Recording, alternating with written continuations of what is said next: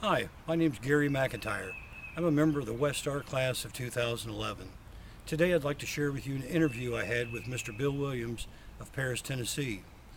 Mr. Williams was the third generation owner managing editor of the Paris PI. Bill has been very involved in the community with the Literacy Council, the Heritage Center, Helping Hand, Leadership Henry County with the Chamber of Commerce, Lifeline Blood Program, Plus Endowment, Land Between the Lakes Association. He was an elder and a Sunday school teacher at the First Presbyterian Church. And he's also the president of the Tennessee Press Association and the president of the Tennessee AP Managing Editors. I hope you'll enjoy the. Why has being involved in the community been important to you? Well, it's the old story of giving something back to the community, which is a trite saying. You've heard that lots of times. But let me quantify that and tell you more explicitly. I honestly consider myself one of the most blessed people on the face of the earth. And let me tell you why. Take an example of something that you would think to be a blessing. Health. Right. All my life, I've had excellent health. I've never broken a bone in my body. I've never had serious surgery. The only serious illness I ever had caused me no pain whatsoever, and the cure was to lie up in bed for 3 weeks eating mashed potatoes and sucking on hard candy. What was that from? That was hepatitis. Oh, okay. But there was no. That's a blessing then. Yeah, absolutely. Blessing. Happy family. I was an only child, so I had doting parents. Grew up in two. My wife and I have 4 children who get along wonderfully with each other. They love to be with each other. We have family gatherings often. My father's siblings and us get together every few years for a huge family reunion. My wife and I were high school sweethearts. This June we will have been married 55 years. I'm totally blessed by good family. Career. My career was dumped in my lap. I did nothing to earn it. Now, don't get me wrong. I worked hard at it, but I did not earn my position. It was given to me, bequeathed to me. So I had a career and that I felt was useful, helpful, something that does people good, and I didn't have to go out and defeat 7 other people to get that position. It was something that I basically could do. I wasn't all that hot as a newspaper manager, but I was pretty good. Religious life, my faith is very important to me. I'm active in the church and feel like I get at least as much out of it as I put into it. I mean, name an area where you think there might be recognition. I've been honored a number of times. A lot of things that I didn't do much to earn the honor for, but they gave it to me anyway.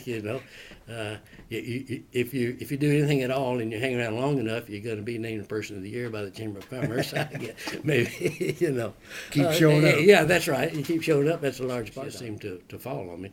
I'd be a first-rate scoundrel if I didn't in some way try to contribute to.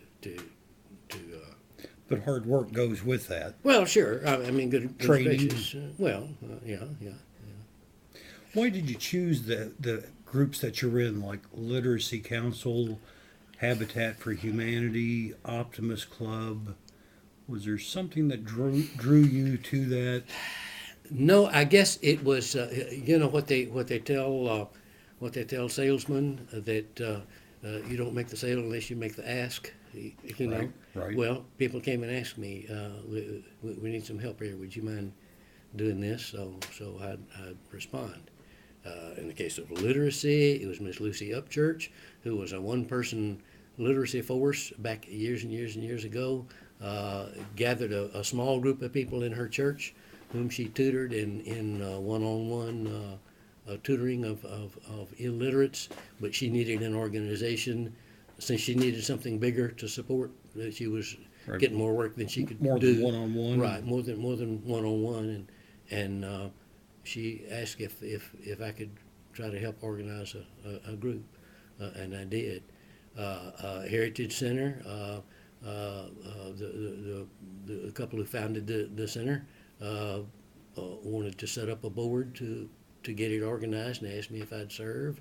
Optimist Club, a good friend of mine, asked me to, Bill Davis, asked me if I'd join the new club in town, and I wasn't allowed with the Civic Club, so I said, okay, let's try it, and so on. There's people who asked me. And you answered the call. Well, yeah. I did find it hard to say no, but my wife fusses at me about that. I can tell that. You're not good at saying no. Your mom and dad involved in the community organization? Oh, yes, Dad. Oh, goodness gracious. Dad's up so. to his eyeballs. He did all kinds of things. He was my mentor, by the way. He was my role model. Sure. I looked up to him very much, and wished I could be the kind of newspaper man he was. My grandfather was not quite as civically active. The primary reason was that he had had to struggle and work so hard just to make a living. He, as I told you earlier in our conversation, he almost starved to death in the Great Depression with 7 kids to feed and a newspaper to run. And a newspaper that wasn't at the time very much as his only means of support. And he was so involved in struggling to build a business and to make it successful and provide for his family and whatnot, that he did become, I think, a member of the Kiwanis Club late in life, but he was not one of these people you think of as civically active. Now, he did editorialize and carried a great deal of influence in local politics and that kind of thing through the editorial page. I remember an old printer that we had at the PI back in the hot metal days. My grandfather's office was up in the front of the building, and here his typewriter going furiously. He'd say, "Mr. Williams is writing about TVA again." Just got that TVA. Yeah, right. In the community, an area you think that hasn't been addressed? Oh, I'm sure there are. I'm not a particularly innovative person. I'm not the type who comes up with new ideas of things to do. I'm not all that great an organizer. I'm really a better worker than I am a leader. A worker bee? Yeah. Well, one thing I might mention is that one of the rewards, and this is purely coincidence, I guess, I happen to have been in on the ground floor of organizing a whole bunch of different worthwhile causes in town. In none of them, except for the Literacy Council, was I the prime mover. I just happened to be there. Well, like Helping Hand, for instance. Mm-hmm. I was at the meeting that set it up. I was not the ramrod. I was not the one that saw it through. But besides that, and the Heritage Center, you might be interested to know Leadership Henry County. Mm-hmm. I was one of the founders. I was in the group that organized that. Lifeline Volunteer Blood Program. Plus Endowment. I was on the original board of that. I'd like to talk just a little bit about at the newspaper writing editorials. Mm-hmm. And in a small town community, there's always the coffee shop group the next morning. Yeah. Did you read what Williams and those folks at the newspaper wrote? They won't even sign their name, but we know who it is. How did you address that over your years, and to make decisions that you thought people were going to disagree with you, or take a stance that you thought would be better for the community overall but is unpopular? Oh, I don't know. I enjoy editorial writing. I retired over 10 years ago, but I still write the editorials for the PI. Only I do it in my pajamas in the morning. A little more comfortable. Yeah, right. I love it when people disagree with the editorials.